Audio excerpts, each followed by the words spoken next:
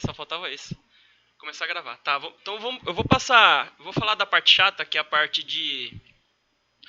Eu vou falar da parte chata, que é a parte de como escrever a sua lista de exercícios e como você tem que me enviar ela. Ah, outra coisa, eu tenho que verificar também se não tem nenhum tipo de vírus aqui, né, que pode aparecer na tela de vocês. Né? Não pode aparecer vírus. Ah, tá. Não tem vírus, não tem vírus. Então, voltando aqui, vamos explicar como que você tem que me entregar a minha... Faltou explicar isso. Semana passada eu fiz uma videoconferência, eu subi no meu canal de YouTube. Como que você tem que me enviar sua lista de exercícios? As regras são as seguintes, tá? Você anota aí. Deixa eu ver aqui. Primeira regrinha. Você tem que escrever a resolução do seu exercício, das listas, dos exercícios da lista. E você tem que escrever ela no papel, né? Você digitaliza com o aplicativo e você me envia. Você só pode... A única opção que você tem de digitalizar o seu trabalho é na extensão PDF. Eu não aceito JPEG, tá? Tem que ser PDF. Se for JPEG, não aceito. Segunda regrinha. Tem que ter seu nome, a sua turma e o título da lista. Por exemplo, se é lista obrigatória do terceiro head, você vai escrever Celso José First, primeiro A, lista obrigatória do terceiro head. Tem que dar um jeito de caber, no título da sua lista, do arquivo.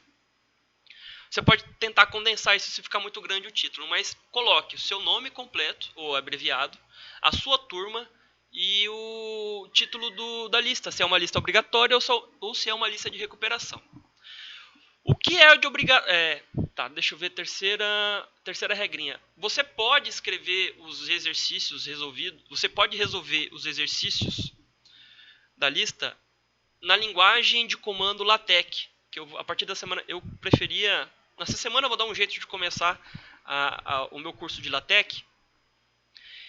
E aí, se você aprender LaTeX, você pode escrever as suas resoluções no LaTeX, você vai compilar na forma de PDF e você vai me enviar. Você vai me enviar e eu vou aceitar. Então, essas são as duas maneiras que eu aceito. Ou você escreve, faz a lista manuscrita e digitaliza em forma PDF e me envia, ou você escreve na linguagem de comando LaTeX, que eu vou começar a ensinar essa semana, compila PDF e me envia. Quarta regrinha. Eu não aceito resolução... Não, perdão.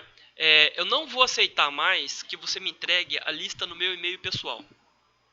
Eu criei um e-mail só para você enviar os seus trabalhos. Tá? Por que eu fiz isso? Porque eu recebi muitas mensagens do meu e-mail institucional e acabou fludando a minha caixa de entrada. E ficou muito difícil de eu separar as mensagens dos meus colegas de trabalho das mensagens dos meus discentes. E aí muita coisa acabou passando batido e eu perdi muitos prazos por causa disso. E ficou mais complicado para mim, para eu organizar essas tarefinhas, porque entrou mensagem do primeiro ano, entrou mensagem do terceiro ano, e aí eu gastei no mínimo 20 horas só para poder fazer o download de todos os trabalhos, colocar o nome, a turma e o título e o nome do aluno, a turma e o nome do trabalho, e separar isso em pastas. Eu gastei no mínimo 20 horas só para isso. Tá? Essa é uma das regrinhas. Então você vai mandar essa mensagem de e-mail nesse endereço aqui, ó. Deixa eu ver, eu nem lembro mais qual que é o endereço. Deixa eu escrever ele aqui. Deixa eu ver se eu acho.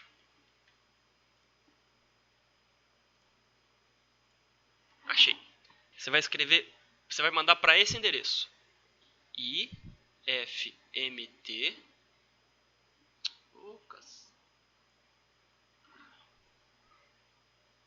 ponto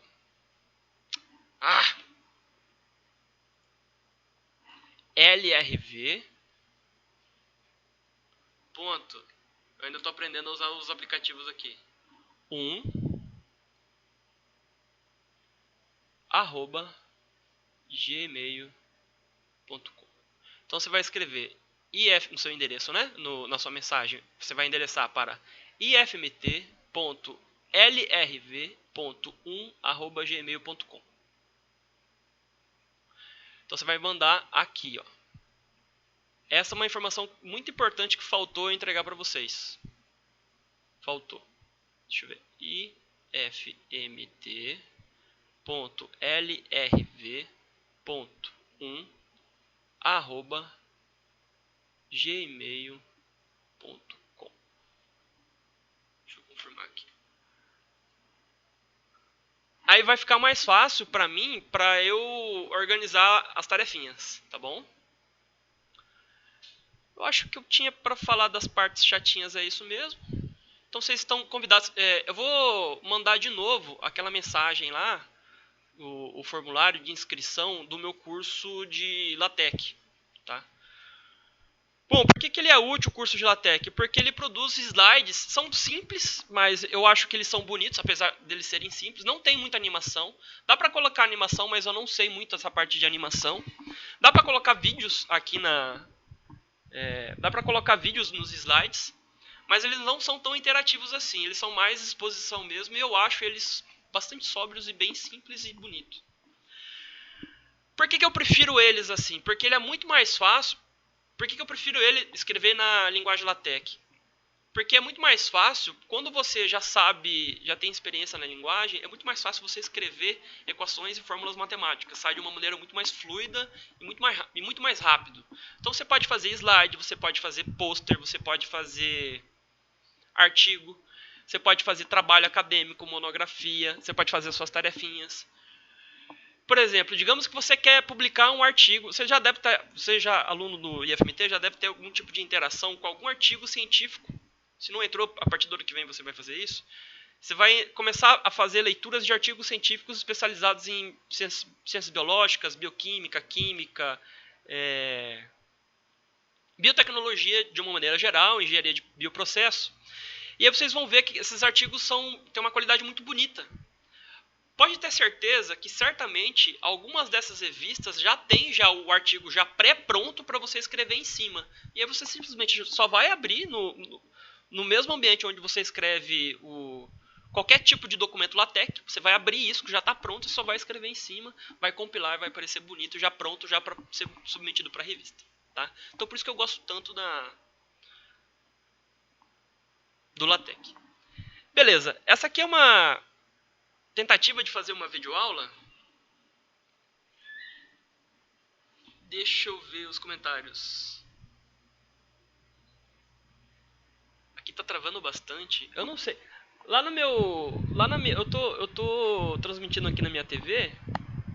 Eu tô transmitindo aqui na minha TV e tá saindo de boa. Bom, de qualquer maneira eu tô gravando. Tem gente, então. Obrigado.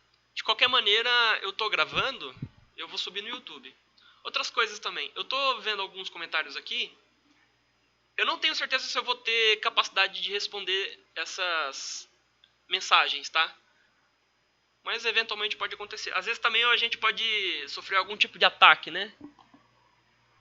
A gangue do bairro pode invadir aqui o chat. Eu vou deixar o chat da transmissão acontecer, e se isso acontecer, infelizmente eu não vou poder tirar muitas dúvidas. Mas enfim, vamos aqui então ao que interessa. Eu vou tentar, essa é a minha primeira vez que eu vou usar esse aplicativo. Aqui são os slides das 3 leis de Newton que eu já tenho pronto já. Esses slides eles já foram feitos para as disciplinas de física que eu apliquei antes de vocês. Então eu só vou basicamente replicar o que está escrito aqui. Esses slides eles foram feitos. Reinicia a internet aí, o Marcos. Esses slides eles foram feitos para as aulas do primeiro ano, quando eu estava dando aula no primeiro ano, mas eu vou reutilizar eles aqui. Beleza. O que a gente tem aqui? A gente vai estudar, então, dinâmica. Dinâmica, ela não se resume somente às 3 leis de Newton, mas os fundamentos da dinâmica vêm das 3 leis de Newton. Além das 3 leis de Newton, Newton também propôs ao mesmo tempo, na mesma época, no mesmo trabalho, aliás, uma quarta lei. Não é a quarta lei de Newton, mas ela é uma lei que tem um nome próprio, lei de gravitação universal. Infelizmente, a gente, aqui no campus Lucas do Rio Verde, a gente só tem uma aula de física por semana. E aí, às vezes eu consigo colocar no cronograma, às vezes não. Eu tenho que escolher com muita sabedoria quais pontos de física da física que vocês têm que aprender. Infelizmente, a gente vai ficar só na parte mais simples das 3 leis de Newton. Então a dinâmica aqui no campus avançado do Lucas do Rio Verde vai se resumir às 3 leis de Newton. Talvez eu faça alguma aplicação para força de atrito, é muito importante, cai com muita frequência nos exames vestibulares. E também, além da dinâmica, vocês têm que aprender alguns princípios de conservação, principalmente o princípio de conservação da energia. Então você vai aprender, logo depois das 3 leis de Newton, qual é o significado de energia. Definir energia é tão difícil quanto definir cultura dentro das ciências sociais, viu? Vim peladinha. Não sei quem é Dinha, mas eu entendi a piadoca. Bom, bora lá. Gank da Dinha. Então, o que a gente fez até o momento? A gente discutiu os movimentos mais como uma maneira descritiva, né? Eu não sei muito dos fundamentos da metodologia científica, nem os fundamentos do método científico, mas eu acredito que isso tenha sido uma perspectiva determinista da física. A gente então olhou dentro da cinemática, né? O vovô ateu, só sorvetão, essas equações da cinemática, elas são determinísticas, e além delas serem determinísticas, elas são empiristas, né? Elas são construídas em cima de observação bem direta. Só que a gente não estudou qual é a causa de alguns movimentos. E, por exemplo, quem causa aceleração? Né? Você não percebe que... Você certamente deve perceber que quando você bota algum objeto para se movimentar, você fica cansado. Por que motivo você fica cansado? Né? Então a cinemática não explica isso. E aí a gente, para explicar isso, a gente começa com a dinâmica. É claro que, em última instância, você já deve ter aprendido que você fica cansado porque você contrai os músculos. E aí, quando os músculos se contraem, algum tipo de coisa é consumida dentro dos músculos. E você aprende dentro das ciências biológicas. Mas, de uma maneira muito fundamental, quem explica isso, e a biologia se apropria disso para poder explicar esse cansaço, vem da física. Tá?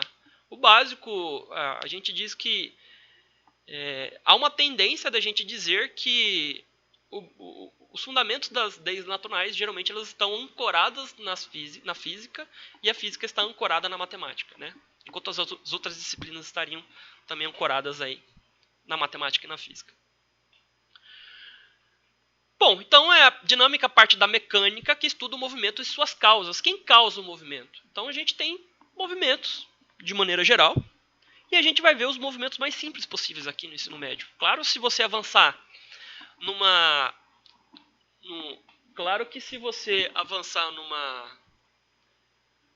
numa graduação em ciências exatas, você vai ver vários outros tipos de movimentos. Mas aqui a gente vai ver as situações mais simples possíveis, porque é até onde é o nosso nível de aprendizado, né?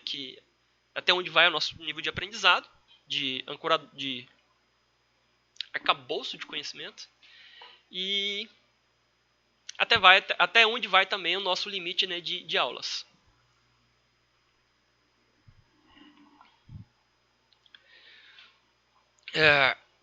Ok. Então, beleza. Agora, dentro da dinâmica, vai entrar uma quantidade física que eu já adiantei para vocês, que é uma grandeza escalar, ou seja, não é um vetor, que ela vai ser muito útil nos estudos da dinâmica. É massa. E aí a gente tem uma definição operacional de massa. E é um pouco complicado de eu falar massa, porque quando eu defino massa, eu acabo definindo assim. é um objeto, é uma quantidade física que quanto mais eu tenho dela, mais difícil fica eu pôr esse objeto, essa partícula em movimento. Então, quanto mais massa esse objeto tiver, mais difícil é colocá-lo em movimento. E é uma quantidade de matéria, né? É uma grandeza escalar que expressa a quantidade de matéria. Só que a gente precisa ter cuidado, porque além da massa, existe uma outra quantidade que também expressa a quantidade de matéria. Por exemplo, número de partículas expressa uma quantidade de matéria, mas não é massa. Se bem que há uma relação bem íntima entre eles, né? Número de partículas de um determinado objeto, né? Você sabe que todo objeto é formado por número sem fim de partículas, e a gente aqui no ensino médio, a gente costuma estudar física principalmente de partículas as mais simples possíveis, as menores possíveis, e quando a gente vai tentar complicar o exercício, a gente costuma colocar um sistema físico com várias partículas.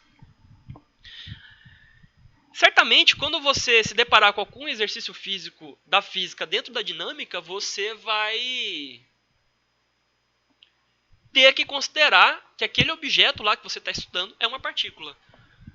Tem um pinguim nadando, não sei o que, vai ter que considerar ele como uma partícula. Tem um sujeito maluco que pulou de um prédio e abriu um paraquedas, e aí ele acabou freando. Vai considerar ele como uma partícula sendo freado por alguma coisa. Quase sempre é uma partícula, tá?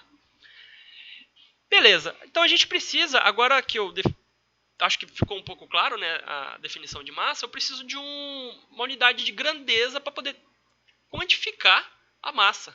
Que unidade de grandeza seria essa? O quilograma.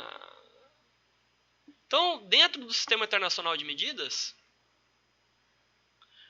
a gente tem o quilograma.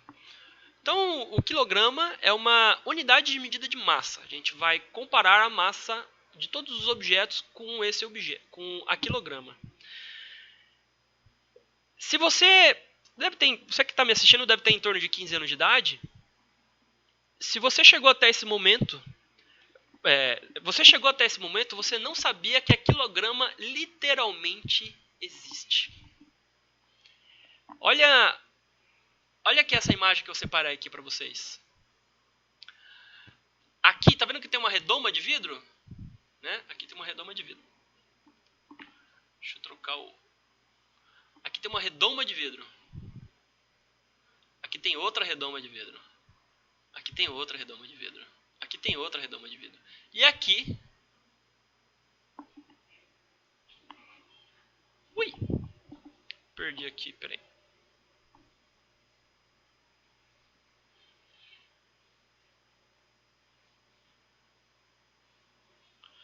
E aqui é onde fica o quilograma. Então esse aqui ele foi decidido.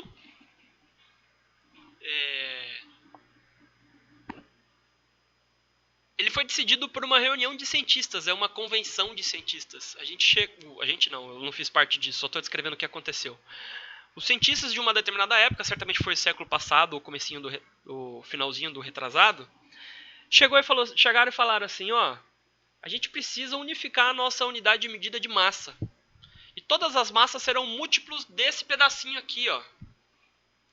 Desse pedacinho aqui. Então ele é feito de uma certa quantidade de metal, é uma mistura de metal, eu não lembro qual que é metal que é esse, é irídio, platina, alguma coisa assim. Tem que ser um metal que dure conforme o tempo passa, porque ele não pode evaporar, ele não pode oxidar, ele não pode... Metal evapora, viu? Mesmo sólido. Ele evapora de pouquinho em pouquinho, bem de muito pouquinho em pouquinho, e para você perceber esse tipo de perca de material demanda muito tempo. Mas de uma maneira geral, ele pode evaporar, ele pode oxidar, ou seja, a parte de fora pode reagir com o oxigênio da atmosfera, e ele pode sofrer algum tipo de impacto e pode arrancar algum tipo de lasca dele. Ele não pode diminuir de quantidade. É por isso que ele está bem protegido dentro de várias redomas de vidro, né? E aí todos os outros quilogramas são calibrados em relação a esse. Então, por exemplo, como que eu vou saber, como eu quero montar o meu quilograma? Então eu vou lá na França, esse quilograma está guardado lá na França, eu vou lá na França, pego esse quilograma, coloco no lado da balança, coloco o meu quilograma que eu quero calibrar, coloco do outro lado da balança. Se o meu quilograma pesar um pouquinho mais que o outro, então vou ter que tirar uma lasquinha, até que fique equilibrado. No momento que ficar equilibrada a balança, tá calibrado o meu quilograma. Beleza? E aí, claro que tem os submúltiplos e os múltiplos do quilograma. Quais são os submúltiplos do quilograma? Grama é um submúltiplo do quilograma, né? Grama é a mesma coisa que 1 quilograma dividido por 1000. Ou 1 quilograma é igual a 1000 gramas. É claro que você vai lembrar lá das suas continhas do ensino fundamental que quilo é literalmente um número. 1000 ou 10 elevado a 3. Eu ia falar 10 elevado a 1000. Então, quando eu falo quilograma, eu estou multiplicando 1000 com grama. E é por esse motivo que 1 quilograma tem 1000 gramas. Né? Então, grama é um submúltiplo do quilograma. Só uma curiosidade não, só um reforço. Eu escrevo quilo aqui, mas isso aqui é a maneira internacional de escrever, tá? No Brasil, a gente escreve quilo com QU, tá? Então, se você escrever alguma redação que envolva quilograma, você vai ser corrigido nessa parte, tá? Ai, já vou.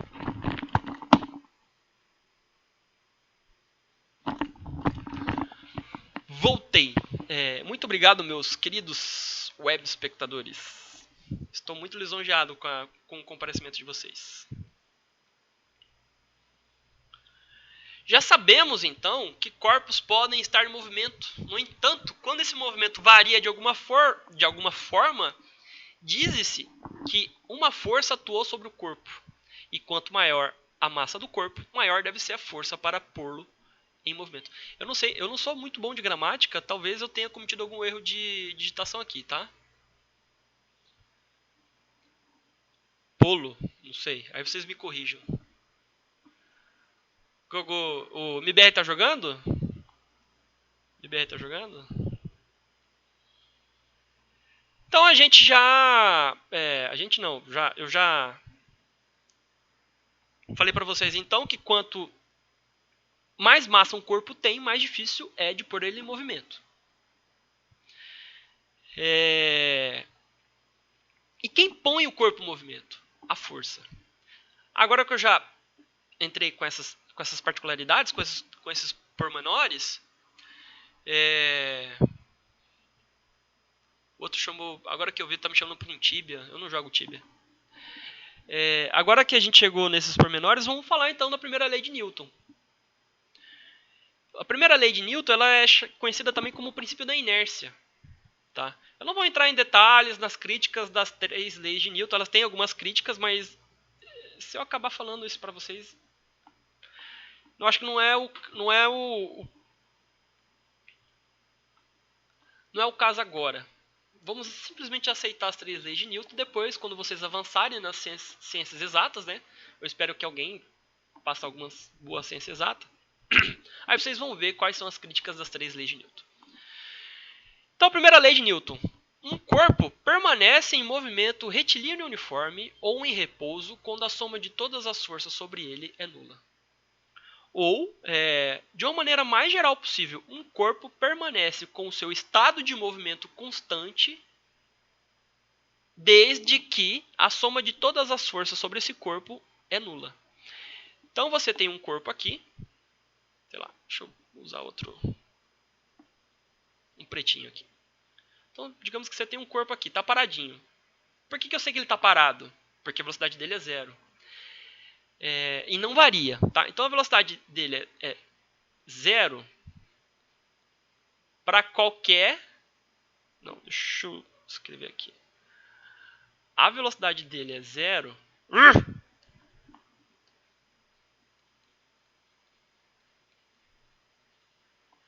para todo tempo pertencente ao conjunto dos números reais.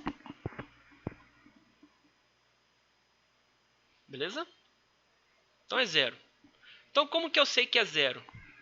Porque a soma de todas as forças sobre esse corpo... Então digamos que isso aqui... Você sabe que força é vetor? Então eu tenho força 1 aqui, força 2 aqui, força 3 aqui, enfim, força N aqui. Claro que a gente, dentro desses reticências, pode ter N forças. Significa, então, que a soma dessas forças... Eu tenho que colocar vetor sempre, tá?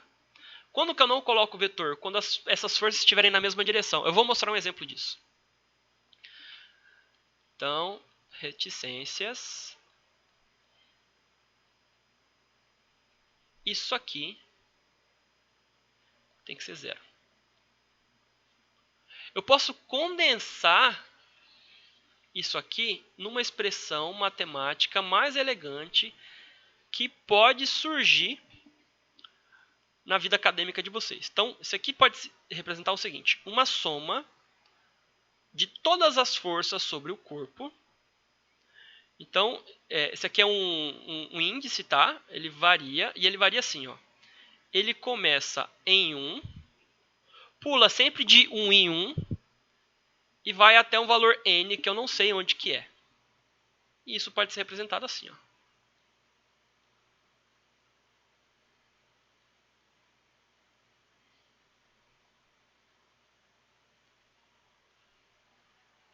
Amém, irmão?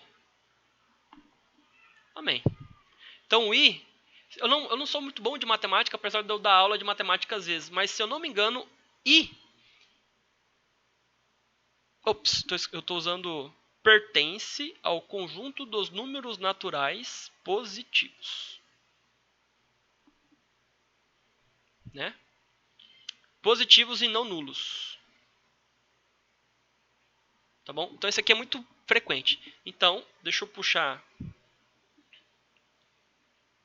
mais para cá. Deixa eu puxar mais para cá aqui.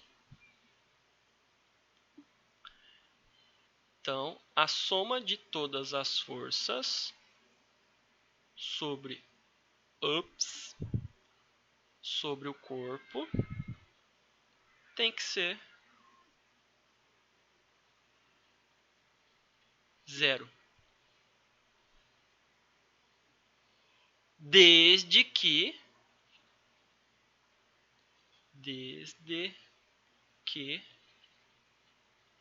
a velocidade do corpo é constante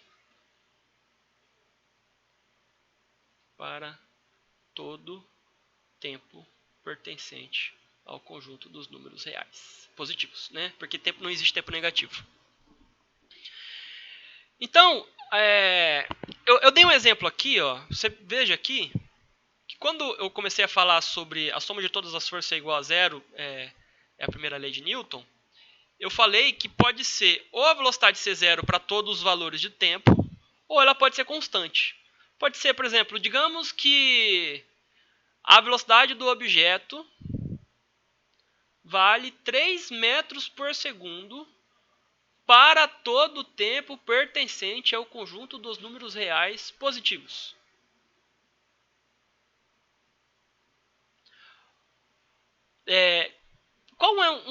Deixa eu dar um exemplo clássico do que seria isso. Imagina que você... Então, a gente vai fazer um exercício de imaginação aqui. É muito importante para a gente aprender coisas, né? A gente precisa ter uma imaginação muito forte. Então, imagina que você está viajando pelo espaço. E você simplesmente parou de ejetar energia pela bunda, né? Porque você estava voando pelo espaço, então você estava sendo empurrado por algum tipo de energia. Então você estava empurrando pela bunda algum tipo de energia, igual um foguete, né? Igual um foguete. Parou. Quando você parou de ejetar energia pela bunda, você foi lançado. Então você está longe de tudo. Não tem ação de gravidade, não tem nada perto de você. Né? Você está lá no espaço. Você está muito longe do sistema solar. Você está muito longe de qualquer coisa. Não tem campo magnético, não tem campo elétrico, não tem campo gravitacional. E você parou de ejetar a energia da bunda. Beleza. O que vai acontecer? Quando você parou de ejetar energia pela bunda, você tinha uma velocidade que valia... deixa eu colocar aqui. Deixa eu colocar... Como a direção aqui não importa, é uma direção qualquer, em sentido também, digamos que você parou de ejetar energia pela bunda quando você tinha 45 mil metros por segundo de velocidade. A partir do momento que você parou de ejetar energia pela bunda, você vai ter sempre essa energia em todos os intervalos de tempo posteriores. E se você vai ter... Energia não, velocidade. Então, se você vai ter sempre essa velocidade, significa que a soma de todas as forças sobre o seu corpo vai ser zero. Se isso aqui é constante, então tudo isso aqui é a famigerada primeira lei de Newton. Tá? Eu gosto de pegar muito no pé quando dessa piadinha aqui que eu faço. Eu escrevo geralmente Newton, mas é o Newton, é o jeito brasileiro de escrever Newton, tá? Tem aluno meu que realmente acredita que Newton se escreve assim, quando eu escrevo essas piadinhas, mas o jeito corretinho é assim, tá? Bom, deixa eu apagar essas coisinhas todas aqui para pular para o próximo slide.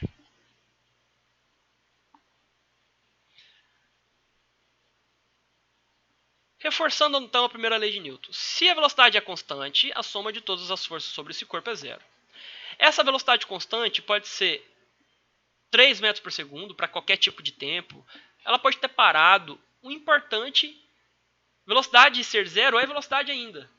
Né? O importante é que tenha o mesmo valor para todos os tempos. Beleza?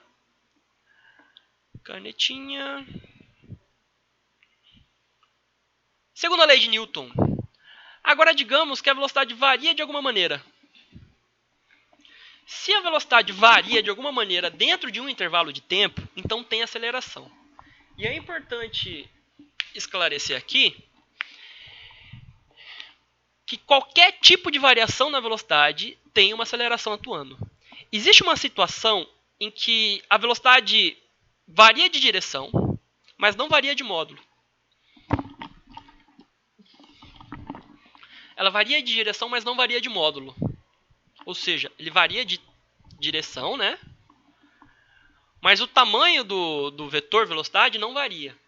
Se tem variação no mínimo na direção da velocidade, então tem aceleração aí. E você aprendeu que a aceleração que faz mudar a direção do vetor velocidade é a aceleração, se não me engano, a centrípeta. E quem varia o módulo da velocidade, ou seja, o tamanho da velocidade, é a aceleração tangencial. Né? Então, se tem algum tipo de variação na velocidade, tem força atuando aí. E aí Newton diz o seguinte, é claro que isso é dentro do quadro do ensino médio. Existem alguns pormenores aqui que a gente não fala no ensino médio, tá? É para você não ficar surpreso quando você entrar num curso de ciências exatas e o professor dizer o seguinte. O professor de ensino médio fala isso aqui, ó. Se a velocidade... Nossa, eu tô perdidinho aqui. Eu tô olhando pro ring light e eu perco a profundidade aqui. Então, se a velocidade varia,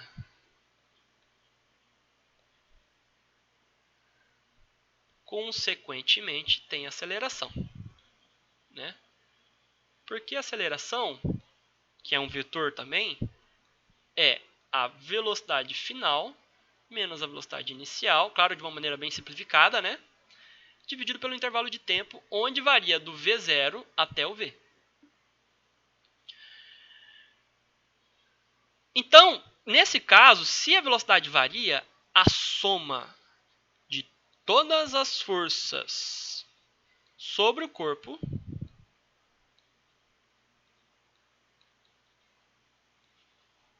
é igual à massa desse corpo, por isso que é importante falar da massa dele no começo, vezes a aceleração que ele adquire. E você consegue medir, né, essas coisas todas aqui. Princípio, né? Velocidade varia? Varia. Se ela varia, então, a soma de todas as forças sobre esse corpo é igual à massa vezes a aceleração do corpo. Então, eu vou ter um corpo aqui. Quando eu falo corpo aqui no ensino médio, você imagina uma partícula, né? Então, eu tenho, sei lá, uma força pequenininha aqui, uma força grandona aqui, outra força grandona aqui. Se eu somar todas essas forças aqui, né, você já aprendeu um pouquinho de vetor, eu vou ter uma resultante. Essa aqui é meio que intuição minha, mas de repente posso errado, mas a resultante deve estar mais ou menos para cá, assim. Essa aqui é a força resultante. E essa força resultante é a massa dessa partícula vezes a aceleração que ela adquire. Porque além dessa força apontar para cá, ele também vai ter uma aceleração.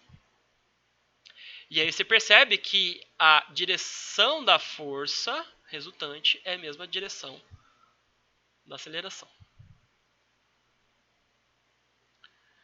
Só reforçando, né? Então, força resultante é a soma de todas as forças sobre esse corpo, que é igual a massa vezes a aceleração. Wanna become famous by followers, primes and viewers. Já começou a putaria. Não pode falar palavrão, perdão. Desculpa aí, às vezes eu falo alto, você deve tomar um puta susto aí.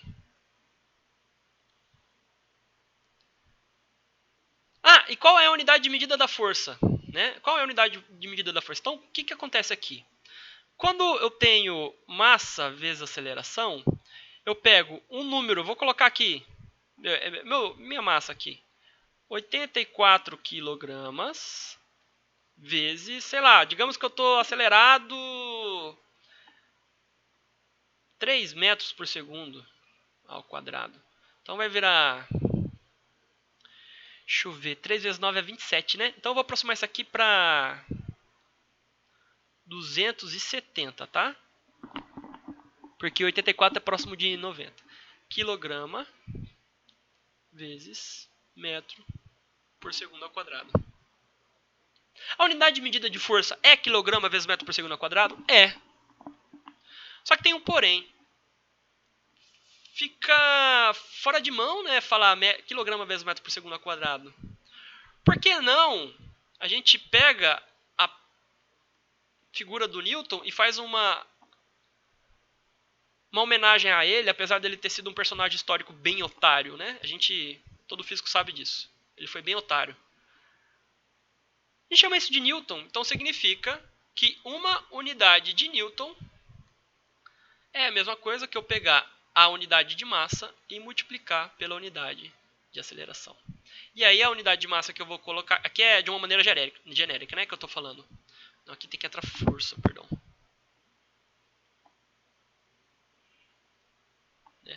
Qual é a unidade de força? A unidade de força é massa vezes aceleração. Só que como a gente está dentro do Sistema Internacional de Medidas, a gente vai colocar aqui na unidade da massa, vai colocar o quilograma. Na unidade da aceleração, a gente vai colocar metro dividido por segundo ao quadrado. Quando a gente faz esse produto, a gente tem, então, Newton. Belezinha? Então, belezinha.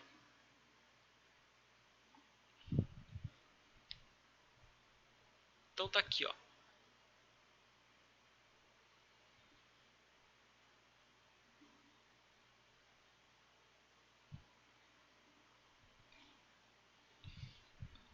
Aqui eu tenho alguns exemplos de somar força, né? Eu tenho alguns exemplos. Deixa eu ver, eu tenho um botão direito. Tem que colocar. Eu tenho que aprender a usar os atalhos aqui. ficar colocando esse negócio aqui longe. O V. Tem que usar esses atalhos. Tá, se eu apertar V, vai aparecer aqui? Vai. Tô aprendendo. Sabe como que você aprende? Fazendo. Então, quando você assiste a aula do professor aqui e você acha que não está aprendendo, não é aqui que você vai aprender. É na hora de fazer o exercício. E aí, quando você estiver fazendo o exercício, você vai consultar a aula. E vai fazer a leitura do texto. Beleza? Por que Newton foi otário? Porque ele era determinista. Ele achava que o universo... Depois vocês... A gente não tem mais professor de filosofia especializado com graduação em filosofia. Mas a perspectiva determinista da natureza é uma perspectiva estúpida. E ele tinha essa perspectiva. É claro que eu estou praticando... qual que é o nome? Anacronismo, né, aqui, né? Mas é mais que isso. Ele foi político. Quando o Newton produziu as 3 leis de Newton e a lei da gravitação universal, ele ficou muito famoso em todo o planeta. Então ele era o tipo Albert Einstein do século passado. Ele era o tipo Stephen Hawking do século passado e do século agora. Ele era uma das pessoas mais populares em todo o planeta naquela época. Então quem tinha acesso ao Ocidente sabia que ele existia e sabia que ele era uma pessoa muito poderosa dentro da Inglaterra. E aí ele se tornou político. E um dos cargos que ele pegou, que ele recebeu da coroa, era o cargo de... acho que era equivalente a secretário do Tesouro. Ele que fazia as continhas do dinheiro que entrava e saía nos cofres da coroa inglesa. Então ele era político e ele usou desse cargo das posições políticas dele para ferrar com muita gente. E além disso, além dele ferrar muita gente por causa de cargo político, ele era muito vaidoso.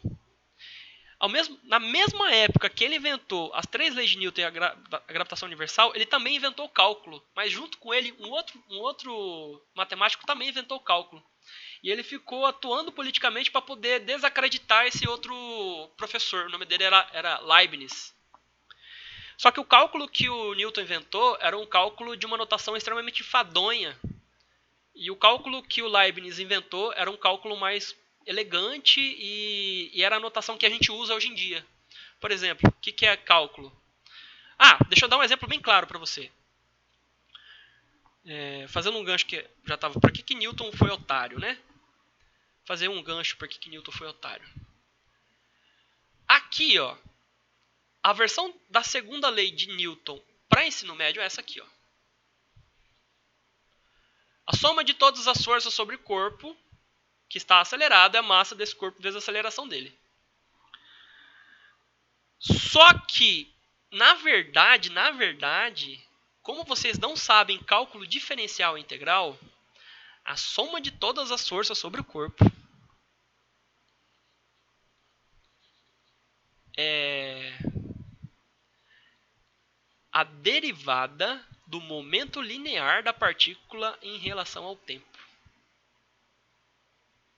Momento, no ensino médio a gente chama momento de quantidade de movimento. No ensino superior a gente chama de momento linear, ou momento. Mas vamos colocar momento linear aqui, né? Momento ou quantidade de movimento é simplesmente massa vezes a velocidade. E aí tem uma regrinha lá do cálculo, que é a regrinha que o Newton inventou, que Leibniz inventou, mas a notação utilizada, essa notação que é utilizada aqui, foi inventada por Leibniz, é o seguinte, ó. Derivada de um produto é essa aqui, ó.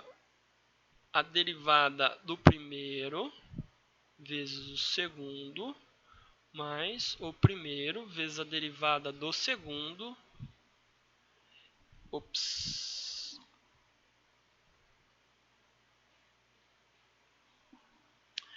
E aí, deixa eu ver, né?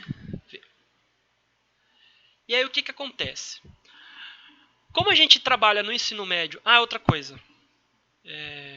Isso aqui é força resultante, né? É por isso que teve essa briguinha, tá? Essa aqui é a notação muito mais utilizada. Ah, o Arruda. E aí, Arruda? Um abraço pra você. Sinto saudades. Sinto saudades. É... Derivada da massa em relação ao tempo significa quanto que varia a massa em relação ao tempo. E derivada da velocidade em relação ao tempo, quanto que varia a velocidade em relação ao tempo. Só que isso é aceleração. Que situação que a gente tem dentro da física que a massa varia? Um carro acelerando, porque quando o carro acelera ele consome combustível, e quando ele consome combustível ele perde massa, mas a variação dessa massa não influencia tanto no cálculo da força. Um foguete, isso aqui é utilizado, os cientistas lá do Elon Musk, né? O adolescente adora o Elon Musk, né? Então se você quiser trabalhar para o Elon Musk, para você aprender como funciona um foguete, como um foguete é ejetado, né? Você vai usar certamente essa equação aqui. Então essa aqui é a equação mais geral possível da força, só que no ensino médio a gente trabalha com situações muito mais simples e simplificadas e simplórias. E aí a gente usa, imagina, ensino médio já é a física do ensino médio já é difícil para você, né? Para o aluno de ensino médio, até mesmo para o aluno de ensino médio que já sabe cálculo. E aí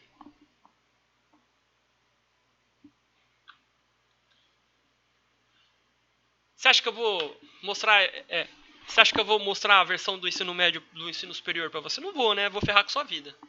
Então a gente fica com esse casinho mais simples aqui, ó. Não é que o professor de física está te enganando, você vai ter essa sensação quando chegar no ensino superior. É que essa versão aqui, você precisa aprender ela primeiro para poder aprender a segunda. Então, a física e a matemática, a gente tem os graus de dificuldade, né? A gente tem que passar sempre pelos mais fáceis. Então é isso.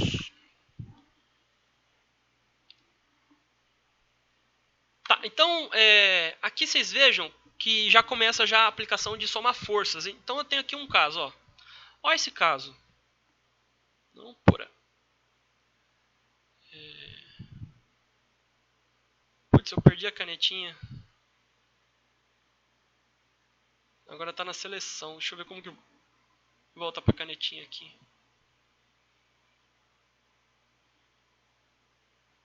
Voltei pra canetinha. Então o que tem aqui, ó? Eu tenho uma única partícula. E sobre essa partícula eu tenho só uma força atuando sobre ela. Então a soma de todas as forças sobre esse corpo é essa força F. Ups. É essa força F igual a massa vezes a aceleração. Se você tiver só em uma direção, você pode simplificar sua conta.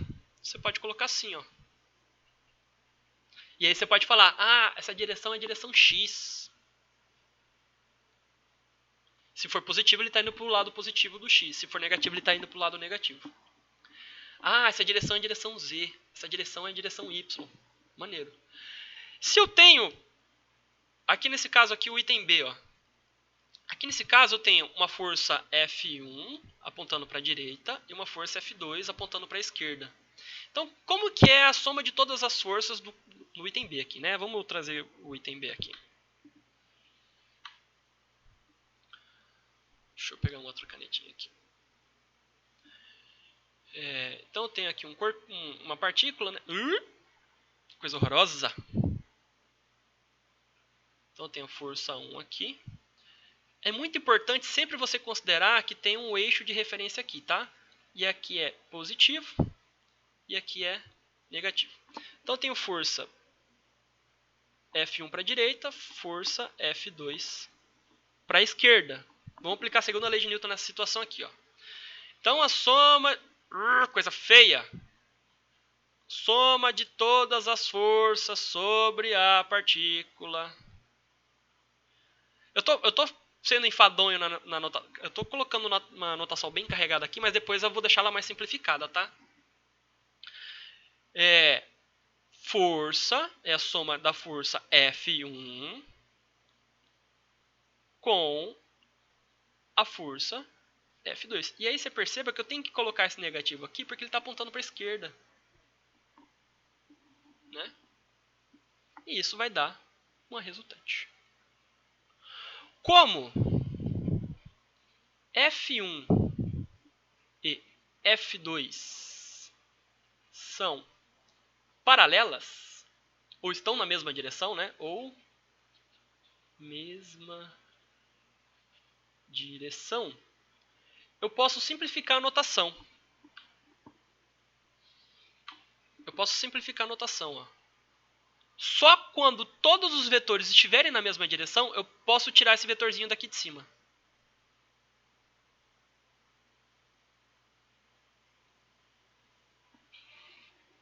Tá? Aí se eu sei que todos eles estão na direção X, aí eu posso colocar. Mas, beleza. E se eu tenho a situação... Se eu tenho uma situação... Deixa eu apagar aqui que eu vou usar agora esse espaço para outra situação.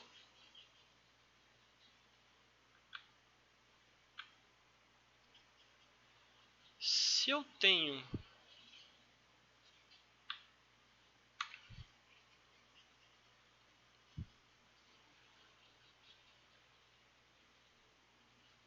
essa situação aqui, ó.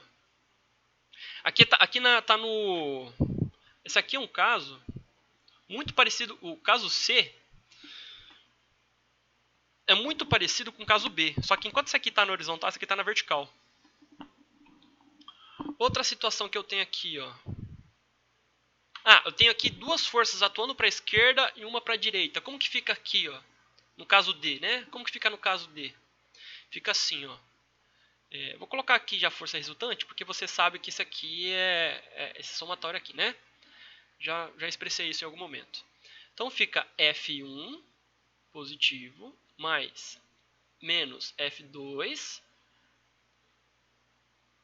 mais menos F3. Logo, força resultante é F1 menos F2 menos F3. Eu posso representar isso de uma maneira também mais mais compacta também.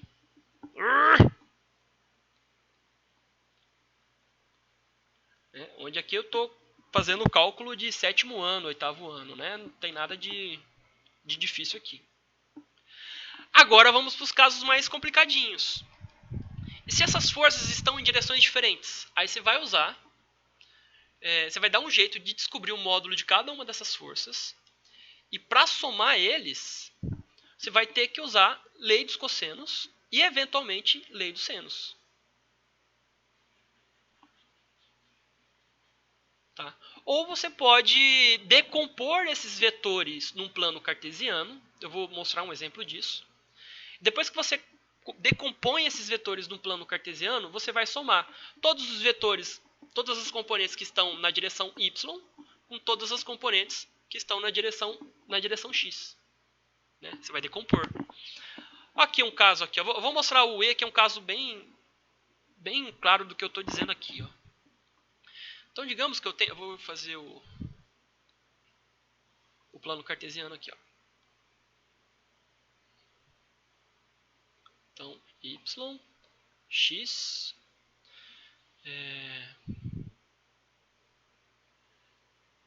deixa eu ver. Força azul para cima. F1. Aqui tem que entrar o vetorzinho, hein? Não pode, em hipótese alguma, tirar o vetorzinho. Porque estão em direções distintas. E é um exemplo bem simples, né? Porque esse F1 e esse F2 estão exatamente sobre o eixo Y e o eixo X. Então eles já são as próprias componentes. Né? Eu não preciso decompor eles. Mas aí como que eu vou somar eles? Vou aplicar o que a gente aprendeu lá nas primeiras aulas de vetores. Né? A regra do paralelogramo. Então, tracejo uma linha aqui, tracejo outra linha aqui, ligo os dois pontinhos, né? E esse aqui é o vetor resultante. Força resultante é igual a F1 mais F2. E aí, se eu quero saber o módulo dele, tem duas maneiras de saber. Ou eu aplico o Teorema de Pitágoras, que vai ser muito útil aqui, que é força resultante, né? Igual a força 1 elevado ao quadrado, mais força 2 elevado ao quadrado. E aí, eu vou ter o módulo dessa força aqui.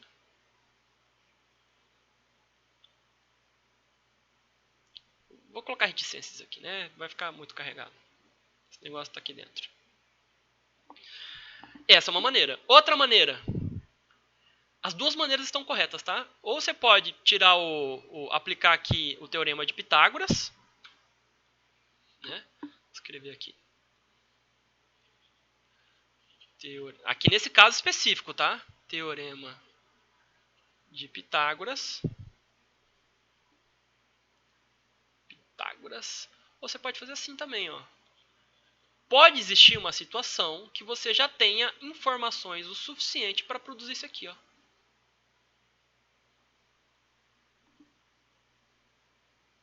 Beleza? Então tá tranquilo.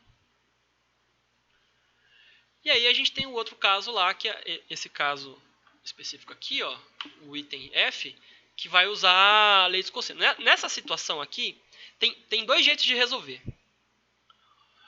Ou você pode usar a lei dos cossenos, desde que você saiba o ângulo interno, o menor ângulo entre os vetores que estão sendo somados.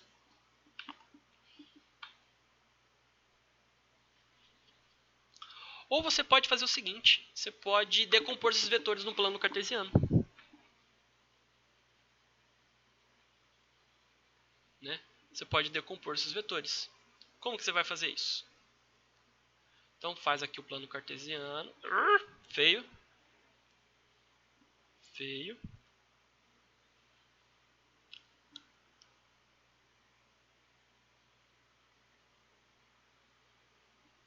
Então, eixo YX, tudo que vai para cima é positivo, tudo que vai para a direita é positivo.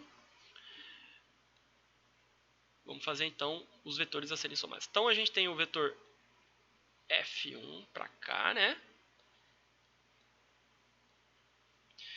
E o vetor... Vou puxar um pouquinho mais para cá, assim, não vou colocar mais para baixo não, porque senão vai acabar carregando demais a imagem. E o F2 para baixo. Os dois têm um ângulo interno entre eles. Eu vou colocar esse ângulo interno entre eles como sendo alfa. O ângulo do vetor F2 em relação ao eixo X eu vou chamar de beta. E o ângulo do vetor F1 em relação ao eixo X eu vou chamar de gama. Ok? Aí o que eu vou fazer? Para não ficar muito carregada a anotação, eu vou calcular a componente F1 no eixo X e a componente F1 no eixo Y. Então vai ficar assim, ó. Vou trazer esse cálculo para cá, tá?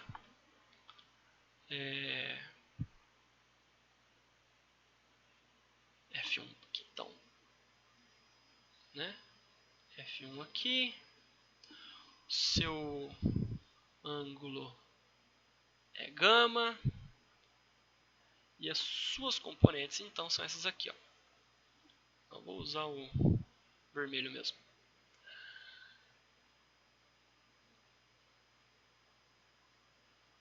Então, esse aqui vou chamar de F1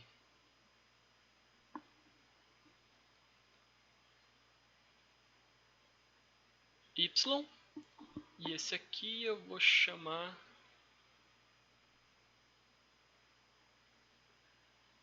de F1X.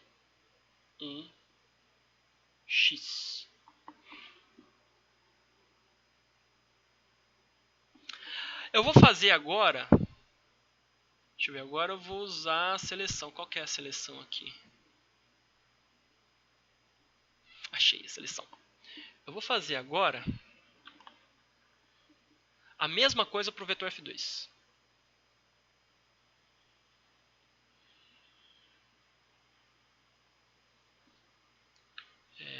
Ctrl C. Ixi. Ctrl C. Tá. Trazer ele pra cá. Aqui pra baixo. Eu não tô aprendendo. Não sei ainda mexer nisso aqui. Vai, Ctrl C. Aí agora eu vou. Agora ele veio. Agora ele não veio. Então eu vou desenhar. Cadê a canetinha?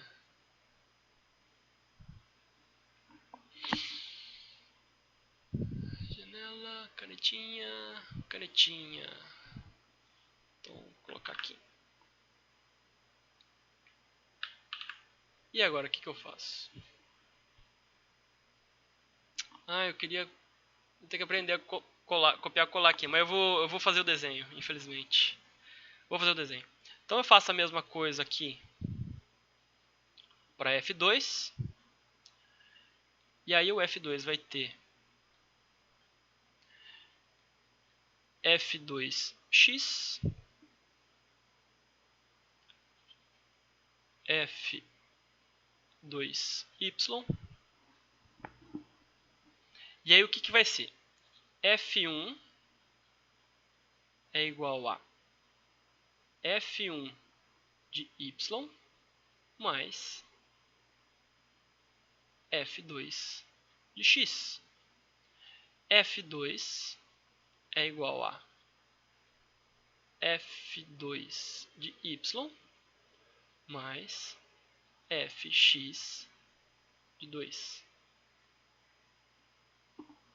Então, você lembra como que calcula essas componentes aqui, né? Só um exemplo aqui, ó. Fx é a mesma coisa que seno de gama vezes f. Fy, aqui o 1 para 1, né? É a mesma coisa que cosseno de gama vezes f. Né? Aqui embaixo é a mesma coisa. F2 f de 2y é a mesma coisa seno de beta vezes f2. Que no caso era f1, né?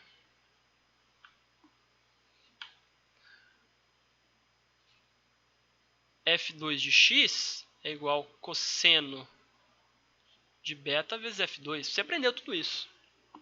E aí, ó, se a força resultante é igual a F1 mais F2, então vai ficar assim, ó. Força resultante é igual a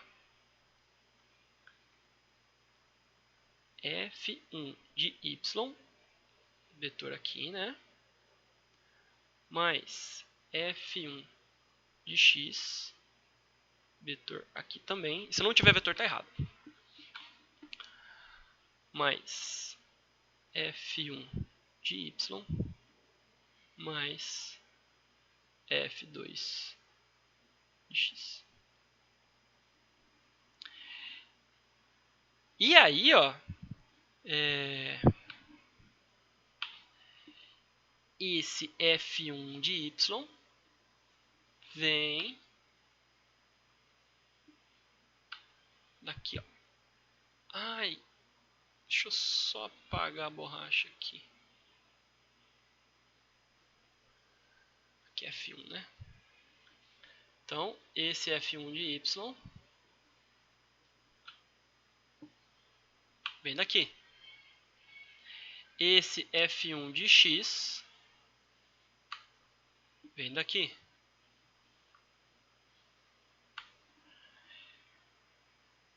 Esse F1 de y. Gente, tô somando tudo errado.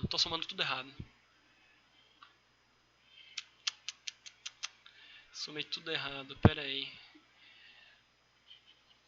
Somei tudo errado. Quando carrega muita anotação, eu acabo me confundindo. Vamos refazer aqui, vai.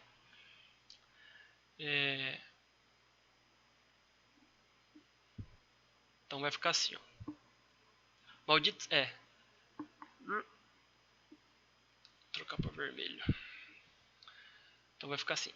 F1 é a mesma coisa que F1 de x mais F1 de y. Agora vai. F2 é a mesma coisa que F2 de x. Agora vai. Mais F2 de y. Aí a componente x vai somar com a componente x. Aí vai ficar assim, ó. Agora eu vou juntar essa com essa. Componente 1 componente x do F1 mais componente x do 2.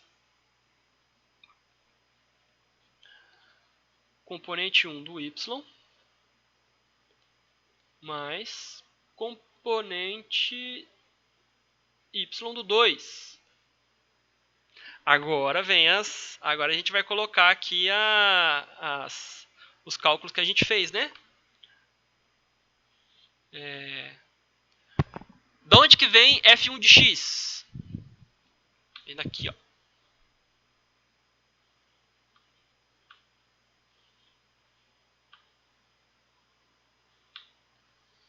De onde vem F2 de x? Vem daqui, ó.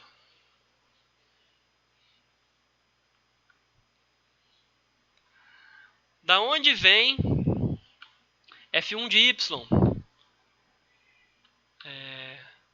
Vem daqui, ó.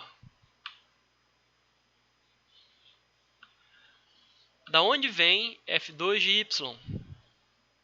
Vem daqui, ó. Ah, professor, eu quero usar lei dos cossenos. Posso usar? Eu sei o ângulo entre eles. Topíssimo. Só que aí você tem que levar em consideração o seguinte. Quando você faz essa soma aqui, certamente você vai obter um vetor. Então você vai ter aqui a componente x da resultante e a componente y da resultante. Ops.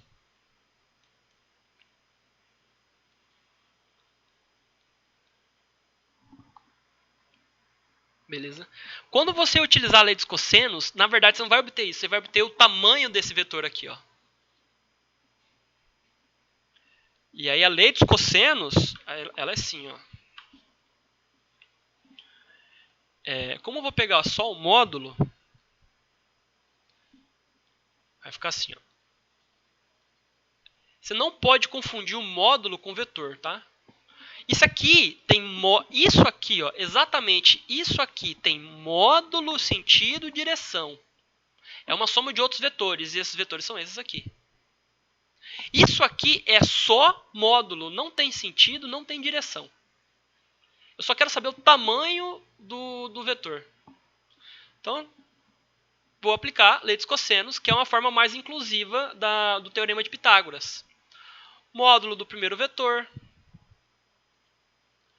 mais módulo do segundo vetor mais, na versão física é mais, 2 vezes o módulo do primeiro vetor vezes o módulo do segundo vetor vezes o cosseno entre eles. O cosseno entre eles eu coloquei como alfa, né? Deixa eu ver. Alfa.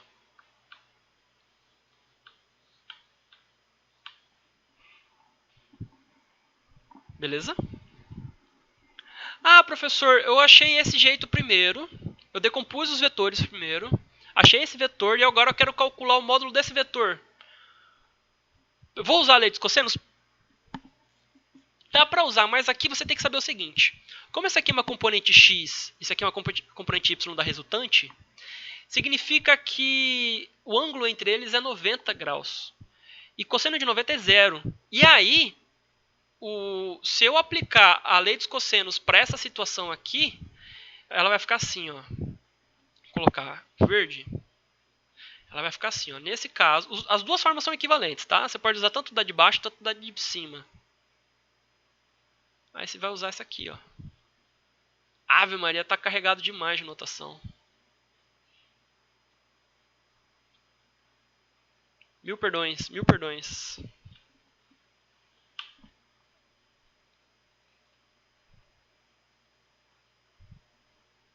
Y aqui, né? Muito carregado de notação. Você pode usar. Essas duas formas são equivalentes, tá? Vão resultar em mesma coisa. Mas os seus insumos para obter a força resultante são diferentes. Né? Os seus insumos são diferentes. Nossa, gastei muito tempo nesse slide. Deixa eu ver onde eu tô.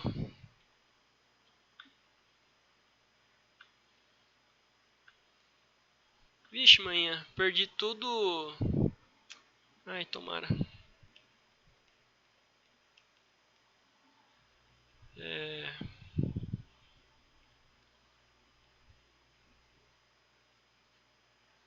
Perdi o... Mas não tem problema não. Eu abro outro.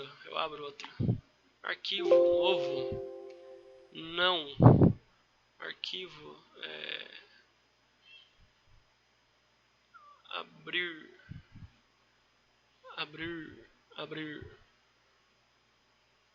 Ai, não é aqui que abre, peraí. Novo. Janela. Barra de ferramentas, não. Editor de camadas.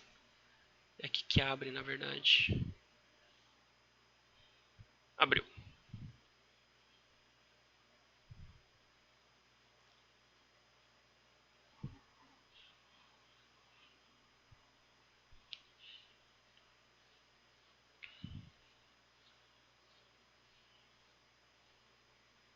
Segunda lei de Newton. Eu escrevo... outra coisa. Por que eu falo física, meu amor? Por causa disso aqui, né? De uma maneira bem simples, o aluno do ensino médio geralmente ele diz o seguinte, que a soma de todas as forças sobre o corpo de um corpo acelerado é igual a força vezes a força igual a massa vezes a aceleração. Então daqui vem física, meu amor. Ok, agora vamos falar um pouco da força-peso. Eu não sou o dono, e nem os físicos são os donos do significado da palavra peso. Mas a palavra peso ela tem no mínimo dois significados. O significado dado para quem estuda física e gosta de física e o significado dado pelas pessoas leigas em geral. Para as pessoas leigas em geral, peso é análogo, equivalente à palavra massa. Né? Eu vou me pesar. Estou pesando 85 kg. A pessoa leiga nunca diz que eu tenho massa de 85 kg. Eu tenho massa de 45 kg. Sempre fala eu peso. O princípio de pesar, medição de massa, usa o peso. Que é simplesmente... Por que significa isso? O que é basicamente uma balança, né? Existe uma balança... Eu vou dar um exemplo de uma balança super simples, que é o dinamômetro. A gente vai ver o que é um dinamômetro. O dinamômetro é basicamente uma mola.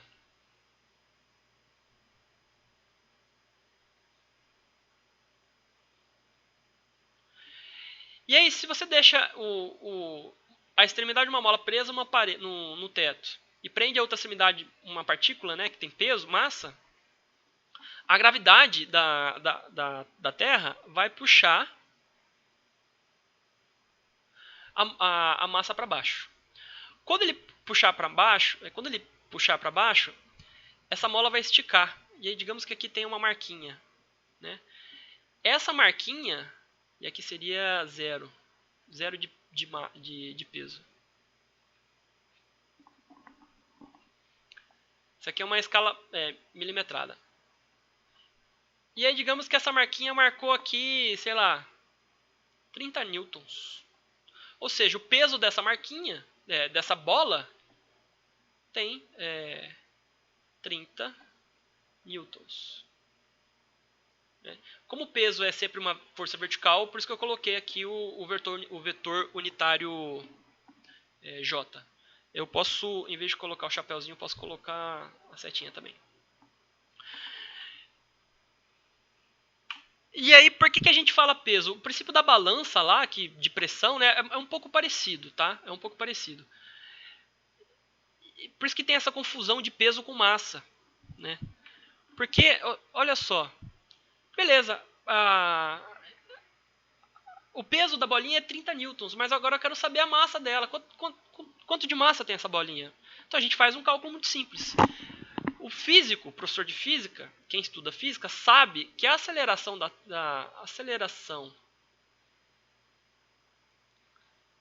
gravitação da Terra vale aproximadamente, a gente chama de G, né? 9 menos 9,8 metros por segundo ao quadrado. Se eu quero saber só o módulo, eu posso colocar, é um valor aproximado, tá? 9,8 metros por segundo ao quadrado. É muito recorrente também o ensino médio usar essa aproximação aqui, ó.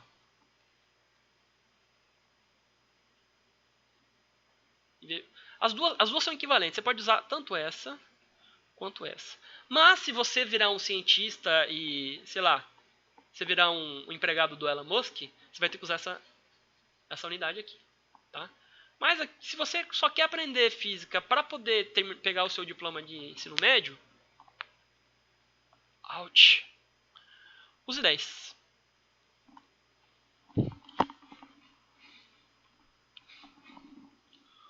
Use 10. E aí, qual que é a massa da bolinha? Qual é a única força atuando sobre a bolinha? Força-peso, né? A força-peso. Então é massa vezes a aceleração da gravidade, que vale 30 newtons. Se a aceleração da gravidade vale 10,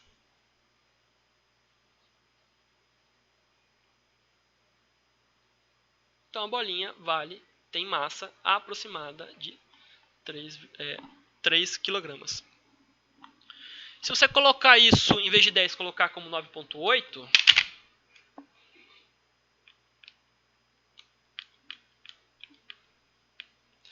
vai dar...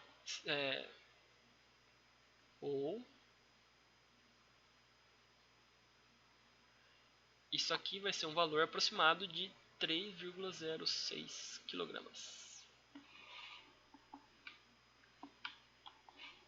Então esses dois resultados aqui, do ponto de vista do ensino médio, eles são ótimos, tá ok, tá? As duas situações são aproximadas, tá? A gravitação não vale exatamente 9,8. Ela não vale exatamente, é aproximado, tá? É aproximado. Então por isso que a gente tem força-peso, é por isso que tem essa comparação muito... É por isso que é muito frequente. Olha, os slides acabaram. E cadê o slide 10? Vixe. Faltou o slide 10. Deixa eu pegar o slide 10.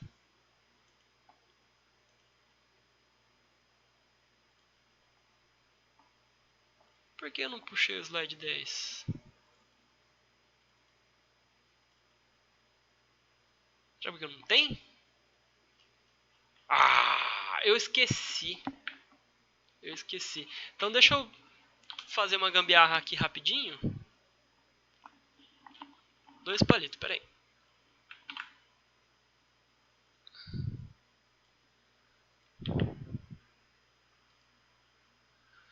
Deixa eu pegar o slide aqui. Eu não falei da terceira lei de Newton, velho. Se não tiver a terceira lei de Newton, não rola, né? Mais um novo aqui. 9. Diminui o zoom. Salva.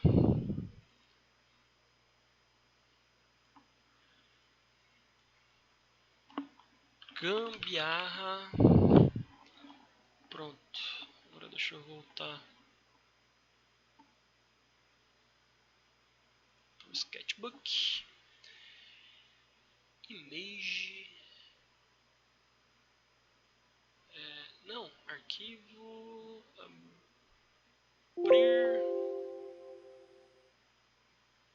Não.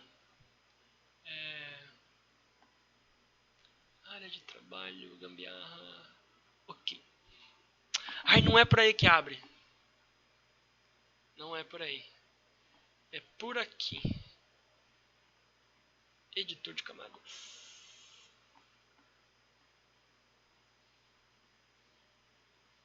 E aí, o último slide está aqui. Terceira lei de Newton. Vamos para a terceira lei de Newton. A terceira lei de Newton, ela é basicamente o seguinte. Você não toca, é impossível você ser deixa eu reformular.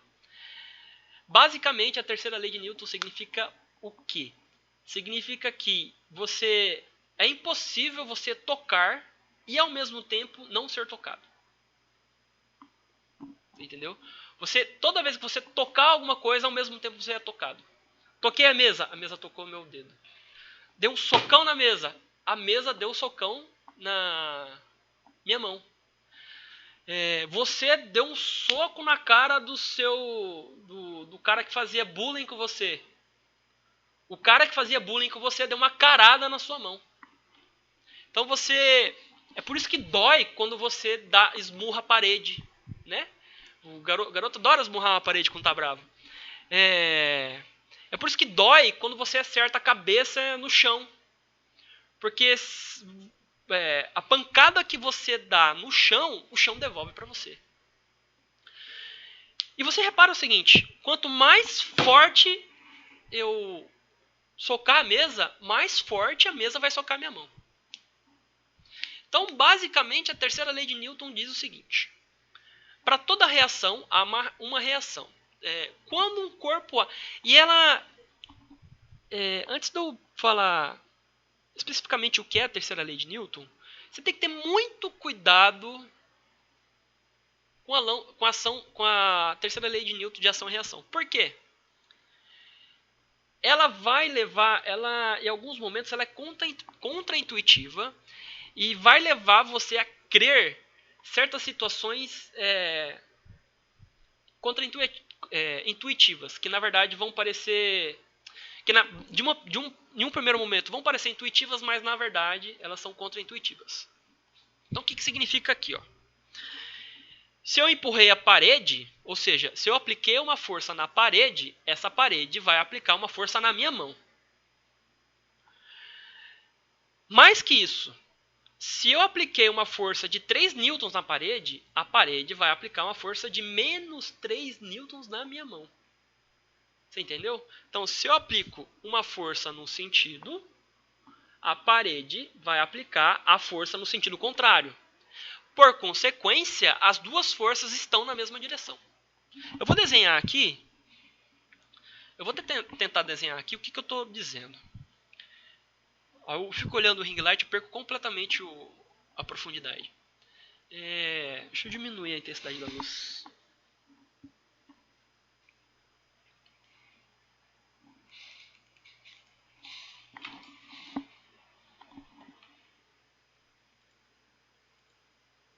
Parece que tá ok. Então você tem uma parede aqui, ó. E aí, você aplicou uma força na parede na direção X. É muito importante o seguinte. Por que é uma situação meio que contra-intuitiva? Deixa muito claro o que está acontecendo aqui. Essa força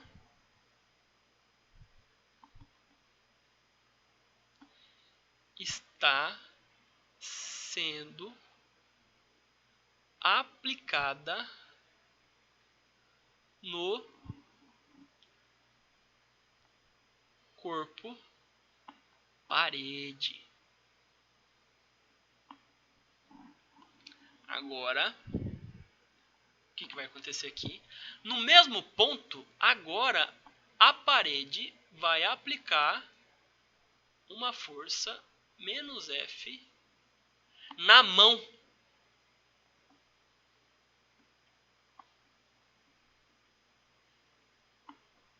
Daqui a pouco você vai entender por que eu estou pegando muito no pé disso.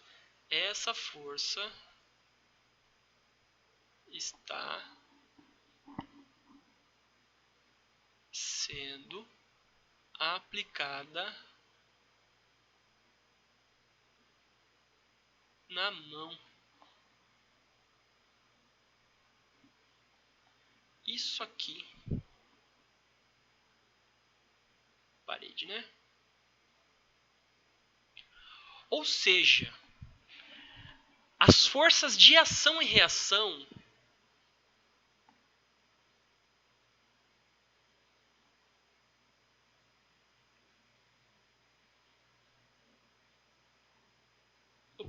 ação e reação, na verdade. Ação, que é a força que você esmurra a parede, e reação, que é a força que a parede devolve na sua mão, são aplicadas em corpos distintos. Agora que você sabe exatamente isso, o que é o significado de uma força de ação e reação, você vai cair numa situação que você, com certeza, na verdade é muito provável que você não vai errar a resposta. Já vou entrar nesse caso aí. Então vamos dizer o seguinte. O que é força de ação e reação, né? Então, corpo A aplica força no corpo B. Ação.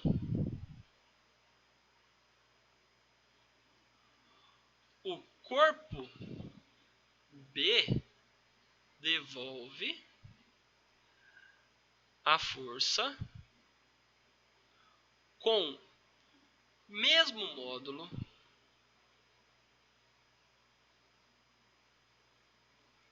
mesma direção,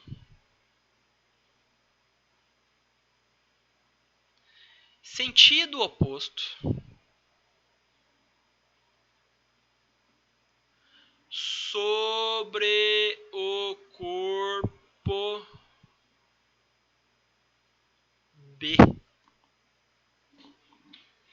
Tranquilo, né?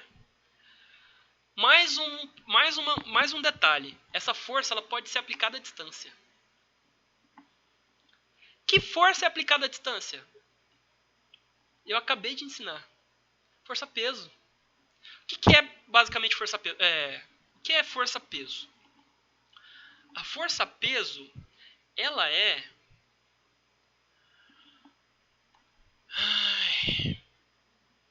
basicamente força gravitacional, né?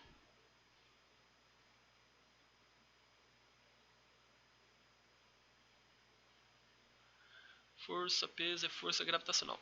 Na mesma época que Newton propôs as 3 leis de Newton, ele propôs essa força gravitacional. E ele diz o seguinte, que a força gravitacional entre 2 corpos pequenininhos é proporcional à massa de um corpo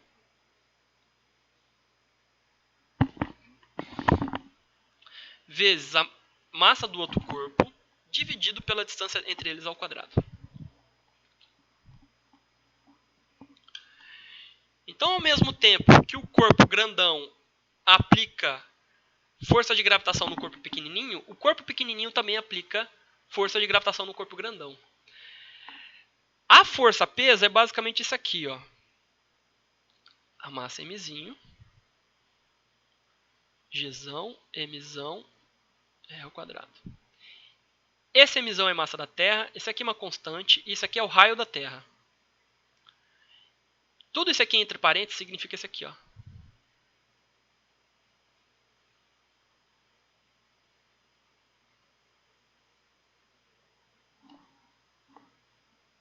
Tranquilo?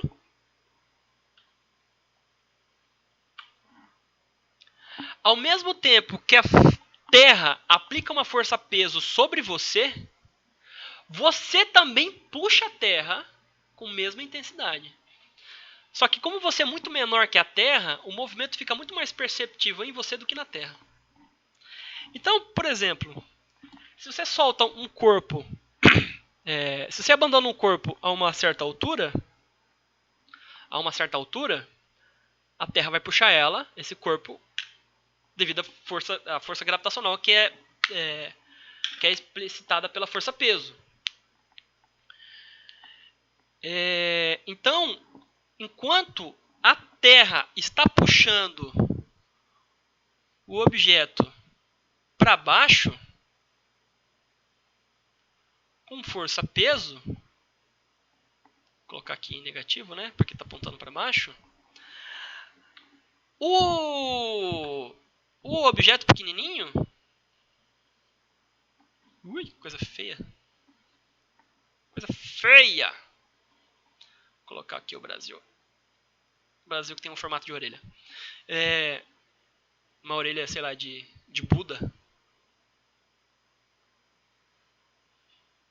O objeto pequenininho também puxa a força, peso, a Terra para cima. Então a força-peso é uma força sendo aplicada à distância. Existem outras forças. Na verdade, basicamente todas as forças são sempre aplicadas à distância. Até o fato de você tocar, na verdade, você não está sendo tocado. É uma interação eletrostática entre as partículas do seu, os átomos do seu dedo com os átomos da mesa. Mas a gente vai entrar em detalhes disso no terceiro ano. Então essa é a força de ação e reação. Deixa eu ver, acho que faltou eu falar mais alguma coisa. Acho que eu deixei passar batido.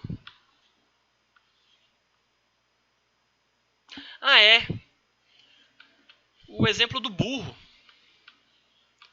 Como que é o exemplo do burro? Eu gosto muito de usar o exemplo do burro porque a pessoa, quando erra o exemplo do burro, ela se sente burra. Mas é só piadinha, tá? Eu passei por essa brincadeira também e eu fui o burro. Então, como que funciona? Então, você tem uma carroça.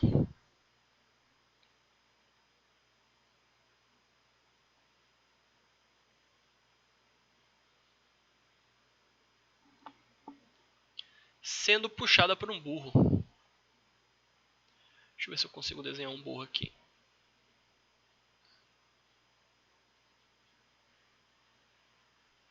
É igual um rato. É assim, né? Um burro. Ai, gente, como que desenha um burro? Não lembro mais.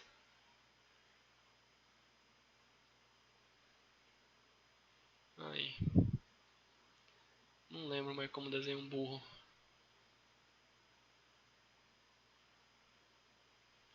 Enfim, tá. Você sabe que burro é um mamífero, né? Esse aqui certamente é um mamífero.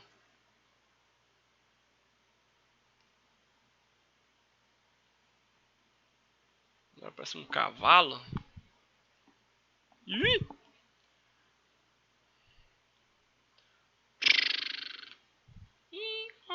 Acho que ficou mais parecido agora. Então ele está sendo puxado pela carroça.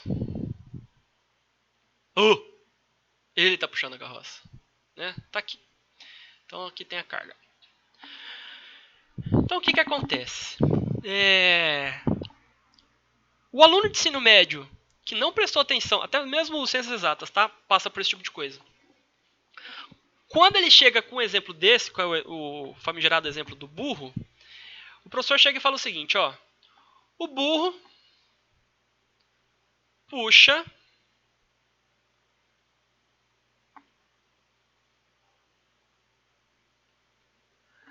a carroça com força F. A carroça puxa o burro com força menos F. Por que o conjunto burro-carroça anda?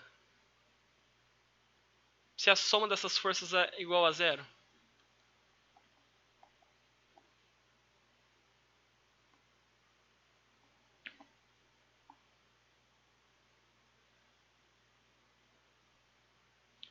Primeiro o seguinte. A força que o burro aplica é em cima da carroça. A força de reação que a carroça aplica é em cima do burro. Então o que acontece? Além do burro ter que aplicar uma força para poder puxar a carroça e a carroça segurar ele, o burro ainda tem que empurrar o chão tem que empurrar o chão com uma força Fzinho, força de atrito aqui, para poder se movimentar para frente. E ele tem uma certa velocidade para cá, constante, sei lá, ou que varia. Por esse motivo. Tá? Ah, o burro puxou de um lado, mas a carroça puxou ele do outro. Mas é assim, ó. Significa então que vai ser esse F menos o Fzão, né? Mais esses Fzinho pequenininho que o burro está empurrando o chão. Porque além do... O que acontece aqui, né? O burro, ele empurra o chão com uma força Fzinho. O chão empurra o burro com a mesma intensidade de força Fzinho. Você entendeu agora? Esse aqui está sendo aplicado no chão. E esse aqui está sendo aplicado no burro. E aí o conjunto carroça-burro se movimenta. Tranquilo? Isso aqui é um somatório, tá? Um sigma.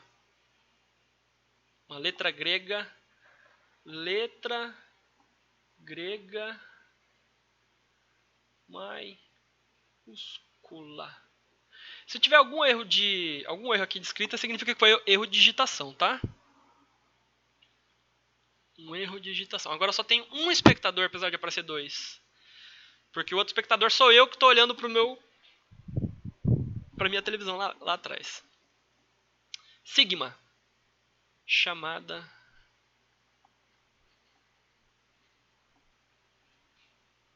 sigma. Tá bom? Então eu acho que em 1h e 48 minutos eu falei tudo que eu precisava falar, tá gravado.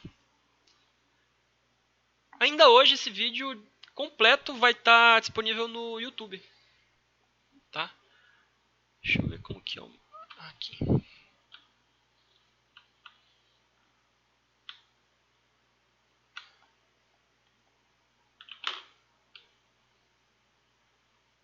Belezinha? Tá aí, tudo que a gente precisava falar tá aí. Tá, agora eu preciso... Eu não acho que você assistindo essa aula, você já esteja preparado o suficiente para fazer os exercícios da lista. Então, além dessa aula, eu vou fazer mais um vídeo que eu vou subir no YouTube. Vai ser agora, né? E eu vou explicar alguns exercícios da lista. Já está separado aqui, aí você aguarde, tá bom?